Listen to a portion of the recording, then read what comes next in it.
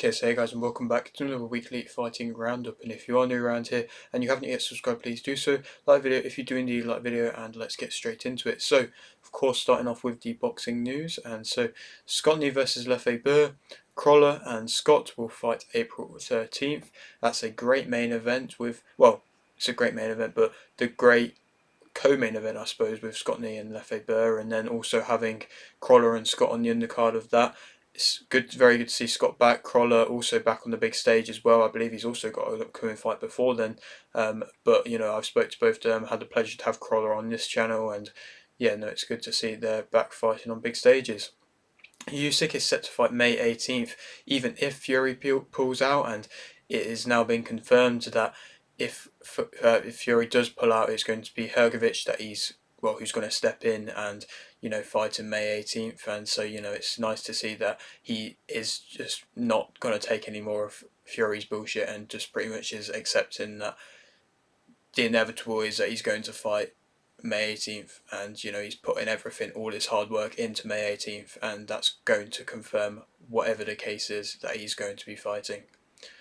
Murray and Levers will fight March 23rd. Two other guys who have had the pleasure to speak to Murray on this channel, and he's getting a big opportunity on the big card there, and Levers back out as well, which is nice to see. Quatermain has joined GBM Sports, and he will be fighting Rat March 9th. Canelo is set to fight an American May 4th. It seems likely that it's most probably going to be Charlo, but there's talks of it being an American. Like I say, most likely going to be Charlo. Stevenson is set to fight in June. It seems like he's not actually retired. He's coming back, and I don't know who he's going to fight, but it seems like he's fighting in June. Matthias has joined Matchroom, a very good sign for Matthias. Catterall set to rematch Taylor April 27th. That's a very exciting fight, and I'm very much looking forward to that fight. And obviously the whole build-up, it's already started. It's looking very intense, and hopefully I'll be around for at least maybe a little bit of fight week for it, possibly even fight night for it. So keep an eye on my Instagram. That'll probably, or my Twitter, I suppose, my X, which is all kind of tagged about in my YouTube, and be able to find out if I'm there or not and what's going on with the interviews that go for that. Herring will fight England April 3rd. Joshua is ready to step in if Fury pulls out again. So I suppose if Hrgovic pulls out from Fury pulling out, then I suppose Joshua could go in, but I doubt that will happen. Ennis is suing Now Boxing Promotions to then become a free agent himself. Tapia has joined No Limit Boxing. Babbage versus Robinson. Simpson and Whitaker will fight March 31st. Good to see Robinson back in a fight. A lot of people underestimate him for this fight, and it would be entertaining if he does go and cause an upset there, and I'm rooting for him to do so. Rooney is in talks to fight on Misfits. There's possibilities of him fighting KSI. I didn't ever think I'd be kind of talking about this as news because I never really thought it would be, and so it'd be interesting. I doubt anything's really going to happen, but it's come up this week. Cullen is set to fight Plantich April 6th. Akoli has moved up to Bridgerweight.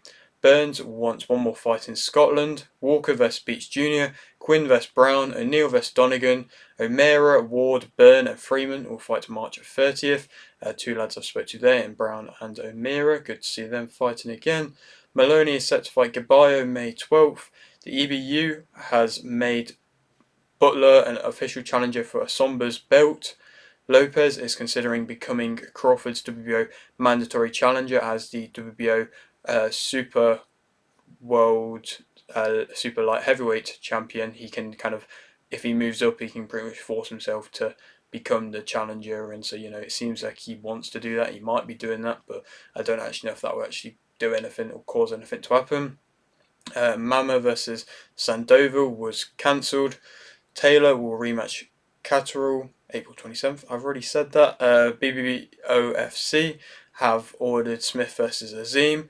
The British Boxing Board have also ordered Gilly versus McGann. That's a great fight. Two lads I spoke to there. It's a great fight. As well as the Smith and Azim one. Also a great fight with two lads I spoke to. There are talks for KSI vs Rooney, like I mentioned. Black Box Global has partnered with Leapfrog Fight TV. Schofield, Marias Jr., Esparza vs Elenes, Cal Cruz, Priest will fight March 16th. Martinez versus Cordova and Garcia vs Davis will fight March 30th. Cruz wants to fight Davis down the road. So, it seems like that probably will end up happening at some point. They're kind of past a destined to happen with Andy Cruz and Keyshawn Davis. Dakers will fight Adelaide March 16th. That's been somewhat announced. That's a great fight. Dakers, who I had the pleasure of speaking to, and Adelaide coming off that Wardley defeat, it's pretty much a fight which is a good one to be made, and the Atoma fight is meant to be for the winner. They then have to defend against Atoma, so like I mentioned, it's all good to see, and it seems like the British heavyweight division is actually getting going now, and about time. And like I say, it's amazing to see. ProBox TV has bought Boxing Scene. O'Quinn will rematch McGrail April 27th. Riley will fight Lawal on March 31st. WBC want video technology for Fury versus Usyk. It seems like they're trying to get all the stops to make it kind of try all these new things out, but also try and see if any of them are actually good. But video technology, I don't actually know how that would work, but I don't even know if I really want it. I don't know. I'm not too sure at the moment. I suppose we will have to see and find out how good it is. Delgado will fight March 29th. Fox the G versus Most Wanted and Evil Hero. Knight versus Hulk, and Judy Gang versus Karakra will fight March 23rd. It's a new thing that Misfits are doing, 2 versus 1 on a fight. It's a bit strange. I feel like if you're going off pride, who would really want to do a 2v1? I mean, the person who's the one, of course, but 2v1, and if you lose that, it's really embarrassing. It's like double the embarrassment. But either way, it's another interesting thing that Misfits are doing, and I don't really know if it's going to work out too well or not, but they're still doing their own thing. Canelo doesn't intend to fight Benavidez in 2024, and he also doesn't want to fight Crawford next, so it's kind of writing off two options, and it's sad to see the Benavidez one not happening this year, and I feel bad for Benavidez, to be completely honest, but I feel like though he will just keep progressing and have another great year, but I don't actually know if he ever will end up fighting Canelo at this rate, because we still don't really know how many years Canelo's really got in him, to be completely honest. Anderson is set to fight Murphy April 13th. Wasserman won the Scarf vs Chukadzian purse bids. That is a great fight I'm excited for, and had the pleasure of speaking to Harry Scarf a little while ago on this channel, but the lengths he's gone to and the way he's progressed since the time that we spoke, it's been amazing to see. Conwell has joined Golden Boy. Taylor is set to fight Cameron in the Trilogy May 25th. Tudor drew vs Gonzalez. Garcia won by KO in round 1 vs Lozada. Chavez won by unanimous decision versus Alguin. Tudor won by unanimous decision versus Ramos. Perez won by split decision versus Diaz. That was a strange fight. Diaz, the shove, I suppose, the point deduction, was an interesting one. It was quite funny, to be completely honest. But Diaz, you can tell that he's not really going to be made to going back to that world level that he once was. However much you brand him as this person who was at fighting at a top level and was a very good fighter, he's past it now, and you can see, and defensive wise, he just looks like he's willing to take so many shots, and he's just kind of fueled purely off aggression at the moment. And he still looked somewhat alright at times, but Perez was throwing the better combination. There wasn't really much combinations coming back from Diaz, but the singular shots that he was occasionally throwing were good. But that point deduction did also mess him up as well. But the fact that he is losing to people like this now, it is kind of sad to see from the way that where he once was. But like I said, I don't feel like we're ever seeing him back at the top again. Nunes will won via TK in round 11 versus Rakimov. That was a great fight. I said it would be a great fight. I said that Rakimov would be the one throwing combinations the whole time. He was. I said Nunes would be probably most likely the one to be happier on the back foot. He was on the back foot for a majority of it, and when Rakimov was on the back foot, like I said in my prediction, he looks uncomfortable, and he was. And Nunes, I mean, fair play to Rakimov, he took some big shots and did keep coming forwards, and he showed, like I said in my prediction again, he is tough and does have a solid chin. But Nunes was outworking him, was letting his hands go well, was, throwing possibly more combinations than I thought he would to an extent, and did more than enough to get him out of there. And defensive wise, he did get caught with some big shots himself. Nunes, he has a good chin, like I also mentioned in my prediction, but defensive wise, you're always going to see weaknesses in his game, but it's just that offense is very hard to counter against, and he's gone through another very tough opposition, and he's gone and beat him in better fashion than that of past opponents like that of Cordina. He beat him in better fashion than Cordina did, and now it sets up that fight with Cordina, which if Cordina can get through Kikase, then we'll probably actually will end up seeing it. Now it seems like Eddie Hearn wants that to be the case, and it's a very entertaining fight. And like I say, Nunes, he's going to be branded well as just this stupidly powerful puncher, but fair play to him. He's showed out against very tough opposition there. Lara drew versus Lugo. That was it was poor from Lara. He really doesn't look like he once was. That first fight versus Wood was his best, and now he just looks like sloppy, and he looks like he doesn't really care that much. And he just looked poor. And the draw was, I think Lugo could have won it.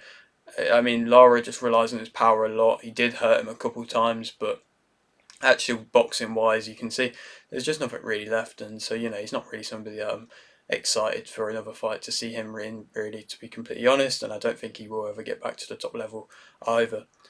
Nonchinga won by TK in round 10 versus Curiel to become IBF World Light Flyweight Champion. That was nice to see. I got my prediction wrong for that one. Oh, I got the one right for Rakimov Nunes. Got the one wrong for Lara Lugo. Got the one right. I mean, no, wrong for this Nonchinga one. I thought that Nonchinga was done. I mean, to be completely fair, Curiel did well to him, for himself, and he did put him under the caution, was throwing a lot, and he was absorbing a lot Nonchinga for a lot of the fight, but Nonchinga moved a bit better than he did in the first fight. He didn't really let much space between the two of them, and it did mean he did get hit a lot more, but he had a very compact jab, and I mean not jab, guard, and pretty much refused to throw his jab too much and really open up the space too much, because he, I suppose, got caught with that big shot when the space was opened up in that last fight. And so I don't really blame him. It was a good game plan. Like I say, he moved a bit better, and overall he did outwork him. The stoppage was a little bit harsh to an extent, but Curiel did get hurt in that fight, and so it was inevitable, in my opinion, that Nonchinga probably was going to end up getting a stoppage at some point. But he did show good work rate and improvements from his last fight, and he deserved to get that win. And to be fair, I wouldn't hate a trilogy fight, because that fight was entertaining, but I have a feeling that we're not going to end up seeing a trilogy fight, and he probably will move on to somebody like a Edwards fight, or one of the other big fighters in that division. Moving forward, moving on, Flaherty won via unanimous decision versus Baptiste. Falcon won via unanimous decision versus Caballos. Gonzalez won via unanimous decision versus Stanford. Vianello won via TK in round 1 versus Johnson. Cadena won via TK in round 6 versus Todd. Johnson won via TK in round 1 versus Galdino. Carrington won via KO in round 4 versus Torres, become IBF Intercontinental North American Boxing Federation and WBO Intercontinental Featherweight Champion. Cortez won via TK in round 4 versus Chevalier to become WBO Intercontinental Super Featherweight Champion. Foster won via split decision versus Nova to remain WBC World Super Featherweight Champion. Speak about a couple fights on that card. The Carrington knockout was a nice knockout. He's progressing nicely, and with the amount of hype he had coming off of last year and the year he had last year, it's nice to see him still getting stoppages, and hopefully he's going to keep moving up the way he has been. Little bit cringe, that kind of post-fight interview thing that he did, trying to do the Mike Tyson thing after beating somebody who wasn't really that well known of a name, and then also messing up the whole Mike Tyson thing was a little bit cringy. But either way, performance-wise, a very good performance. Cortez was also a good performance as well. He completely battered Chevalier. Chevalier did not look like he was up for it at all, and just really couldn't get Cortez out of his face. And he didn't really have anything, and you kind of could see that he was going to lose from quite early. And the stoppage came, and the corner were right to pull him out, in my opinion. Foster versus Nova, that was a good fight. I mean, I got my prediction right for that one. Foster did what he did pretty much in the Martinez fight to an extent. He took some big shots. Nova is very wild with them shots, and I said that in the prediction. He is very wild, but he is going to throw combinations, and he is probably going to end up landing some shots, and he did. And in the earlier rounds, he was winning them, but Foster comes through in the later rounds, really gets that second win going. He was moving a bit better, but willingly also on the back foot as well, and he wasn't trying to stand toe to toe too much, especially in the later rounds. But he did more than enough, and that knockdown, in my opinion, was a knockdown, so it was scored correctly. And yeah, no, it's nice to see him retain that title. Like I say, he deserved to retain it, and some of the things that he did in the way of like his actual movement and his actual head movement was better than that of the Martinez fight. And when Nova is throwing them wild hooks that you can kind of see from a distance away, it's nice to see that he was capitalising on that, and slipping them and then responding with his own combinations of shots, and a good performance from him. And I feel like I said in my prediction, he's going to move on to even bigger and better fights moving on in the future now with Top Rank. Clegg won by unanimous decision versus Matendo to become IBO World Youth Flyweight Champion. Lele Saggio versus Carolis, and Diallo versus Mohammedi will fight March 9th. Hatim will fight Omar March 9th. Valenzuela has called out Davis. I don't think that fight will ever end up happening. The IBF have ordered Ennis versus Crowley.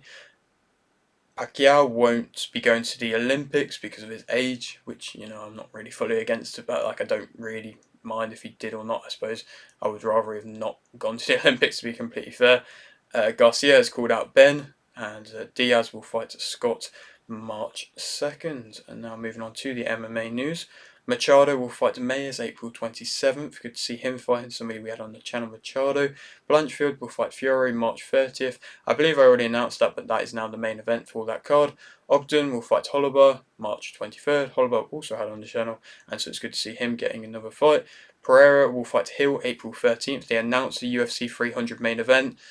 It is a bit anticlimactic, to be completely honest, but Pereira as a fighter, he has been a very active fighter, and since he's been on that, I suppose, run he's been on, he's made the middleweight division and the light heavyweight division entertaining divisions again, so it's nice to see him fighting. But I think it's going to be a good fight, that one, but just the way that it has been hyped up with everything, and starting off with Elon Musk versus Zuckerberg as the possible talks of being the main event, to now Hill versus Pereira is a little bit of a letdown, and I understand the frustrations from everybody, but it's still a very good card and still one of the best cards we've seen in a long time, and so yeah, we can't. In my opinion, you can't slag it off too much.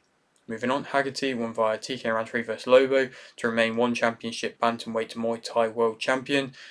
Haggerty deserves more respect in the UK. He doesn't, it's not a massive sport in the UK, Thai Muay Thai, and it should be, in my opinion. It's a great sport, and Haggerty's doing great, and he showed a lot of grit and a lot of determination in that fight, and really showed that he is still a top level fighter in the division. And fair play to him, congratulations to him, getting a very impressive stoppage, and just really showing that grit. And like I say, he deserves more respect, and probably will end up getting another fight with one of the bigger names in the division again, moving forwards. But moving on, Maverick won via decision versus Lee. Elliott won via decision versus Woodburn. Barlow won via KO in round 3 versus Quinlan. Ming Yang won via KO in round 1 versus Ribeiro. Nakamura won via decision versus Vera. De Lima won via KO in round 2 versus Taffa. Lemos won via decision versus Dern. Hernandez won via submission round 2 versus Kopilov. Dvalishvili won by decision versus Cejudo. Gary won by decision versus Neal. Whitaker won by decision versus Costa. Tapera won by won by KO in round 2 versus Volkanovski to become UFC featherweight champion. And to speak about this card, it's been a very entertaining, in my opinion, pay-per-view card. And to speak, we'll start off the Dvalishvili fight. Dominating performance. In my prediction, I got it right. I said he'd win, and I think I said by decision.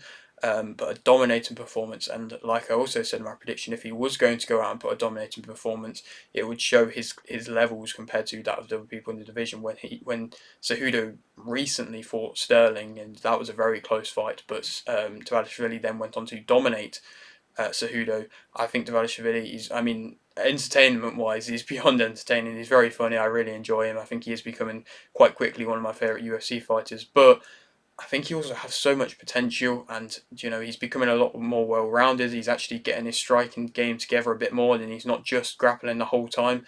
But he's very well-rounded, and he did put on a very good display in the second and the third round against Cejudo, and really did shut him out. And Cejudo just looked outclassed, and it wouldn't surprise me. It seems like Cejudo might be retiring again, but it hasn't really been a very successful return for him, for Cejudo.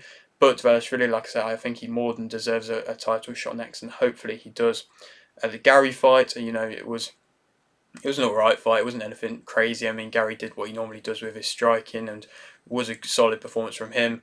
Neal didn't really offer too much, but Gary was just moving around the ring quite well, and it wasn't the most entertaining of fights. And Gary gets a lot of hate. I'm not really going to go into that too much, but yeah, I suppose maybe you'll get a big fight moving on just because the amount of, I suppose, exposure he has.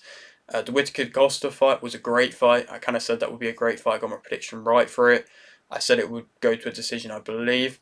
Um, but yeah, Whittaker, he's kind of shown that he does still have it at the top level. And Costa, he did look good. He was landing some clean shots. I mean, that spinning kind of heel kick was very impressive that he landed at the end of the first round, I believe. But Whittaker, with his jab, with his solid combinations, he did put on a half decent performance. And it was a close fight, and it was an entertaining fight, and a fight which I knew would be entertaining, and I knew there'd be blood shed, and it was. And yeah, so Whittaker back to performing at a high level again. And then Tapura getting the stoppage versus Volkanovski. I got my prediction wrong. I think I said Volkanovski via decision. But it is sad to see Volkanovski. I mean, he was and has been one of my favourite UFC fighters for recent times, and it is sad to see what he's going through at the moment. And I think you talked a lot about age in that first fight, before the fight, but there is possible questions about his age, his chin. I think defensively, he does take a lot of punishment, and he's not moving quite as well as he used to. And he does get hurt easier now. And yeah, there's a few things, and he does seem to kind of keep his chin in the air a bit as well. And her as the faster, cleaner, still very powerful striker, he would have had to have been on top form Volkanovski, and I don't think he was, and I don't know if he can get there. I probably would like to see him fight once more, or possibly if he rematches Tapura. If he loses that one, then possibly once more against Holloway, just because I feel like that could be entertaining. But yeah, it's sad to see. But Tapura, great victory for him. Now he's the champion. I mean, there's talks about, I'm going to mention it here, Dana White's interested in bringing a UFC card to Spain, so it wouldn't surprise me if they do that soon and he's on that. And he could be a dominating champion. We're going to have to wait and see. And the final bit of news is Silva was inducted into the UFC Hall of Fame, which is completely deserved. But yeah, that is it for today's video. Hope you did enjoy. Like if you did indeed like this, subscribe if you're new, and thanks for watching.